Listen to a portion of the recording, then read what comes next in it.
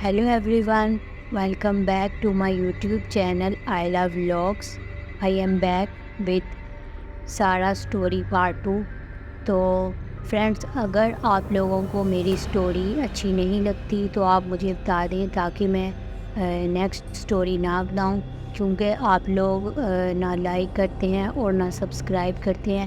میں اتنی محنت سے آپ سب کے لیے سٹوری بناتی ہوں، پلیز سبسکرائب کر دیا کریں۔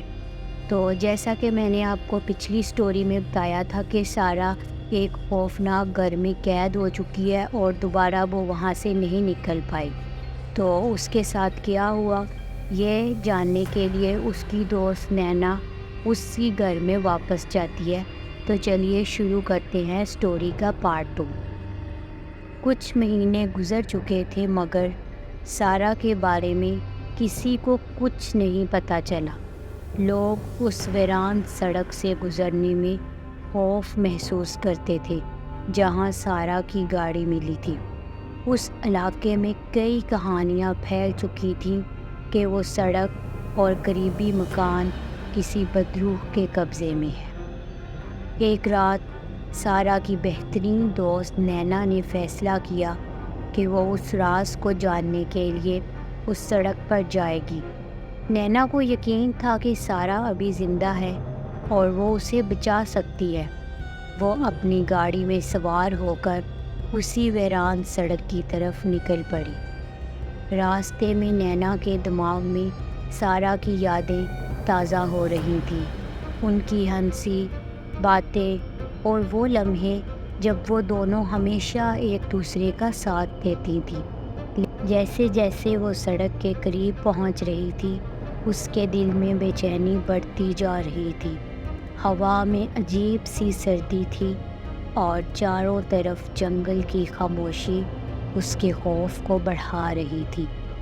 جیسے ہی نینا اس جگہ پہنچی جہاں سارا کی گاڑی ملی تھی، اس کی گاڑی کا انجن بھی عجیب آوازیں نکالنے لگا۔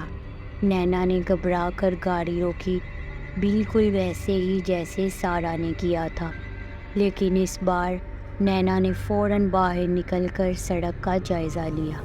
اس نے وہاں سارا کی گاڑی کا ملبہ دیکھا جو وقت گزرنے کے ساتھ ساتھ زنگ آلود ہو چکا تھا۔ نینا کا دل خوف سے بھر گیا، لیکن وہ جانتی تھی کہ اسے آگے بڑھنا ہوگا۔ نینا نے اسی پراسرار مکان کی طرف دیکھا جو بالکل ویسے ہی تھا جیسا کہ کہانیوں میں سنا تھا۔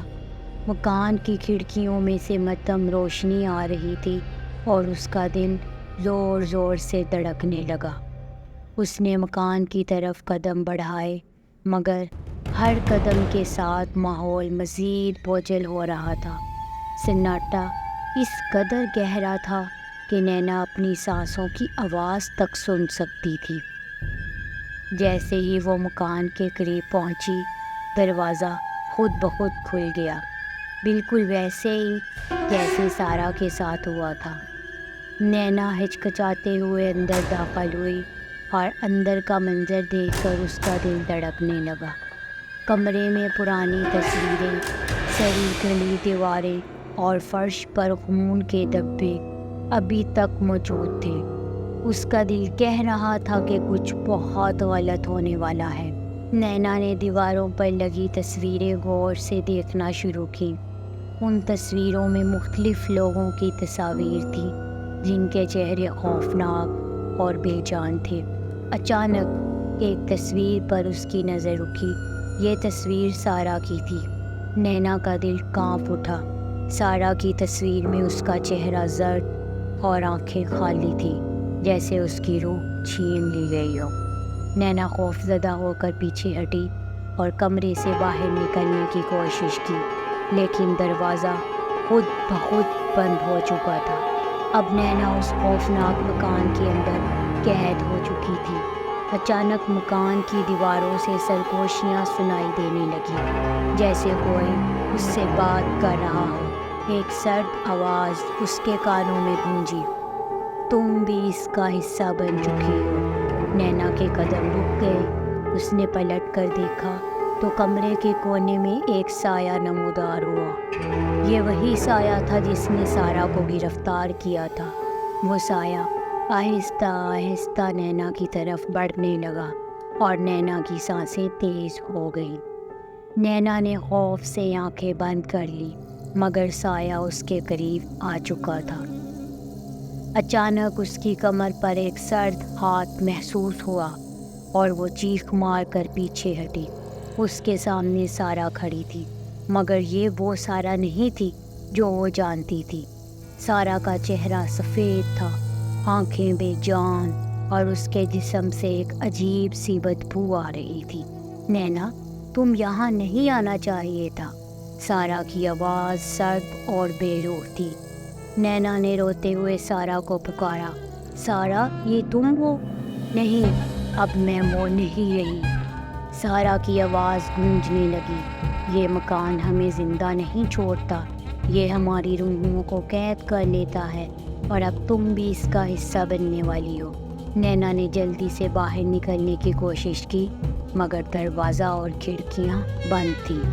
مکان کی دیواریں ہلنے لگیں اور کمرے کے ہر چیز اپنی جگہ سے ہٹنے لگی۔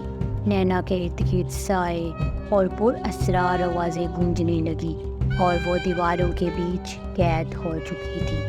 نینا نے آخری بار سارا کی طرف دیکھا، جو آہستہ آہستہ غائب ہو رہی تھی۔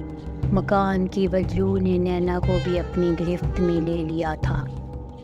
اس کے چیخنے کی آوازیں مکان کے اندر گونجتی رہیں، مگر باہر کسی نے کچھ نہیں سنا۔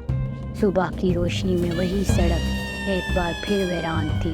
نینا کی گاڑی سڑک کے کنارے چھوڑ دی گئی تھی، بالکل ویسے ہی جیسے سارا کی گاڑی ملی تھی۔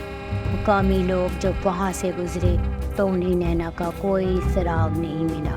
اب وہ سڑک ایک نئی کہانی کا حصہ بن چکی تھی، اور کوئی نہیں جانتا تھا کہ اس ویران راستے پر اور کون شکار بننے والا تھا۔ یہ پراسرار مکان ہمیشہ کے لیے نئی روحوں کی تلاش میں تھا۔ تو پیارے ویورز، امید ہے کہ آپ کو میری یہ پارٹ 2 کی سٹوری پسند آئی ہوگی۔ اگر آپ کو میری یہ سٹوری اچھی لگی ہے تو لائک کریں، شیئر کریں اور میرے چینل کو سبسکرائب کرنا نہیں بھولیں۔ تو ملتے ہیں نیکسٹ سٹوری میں۔ اپنا بہت سارا خیال رکھیں۔ اللہ حافظ۔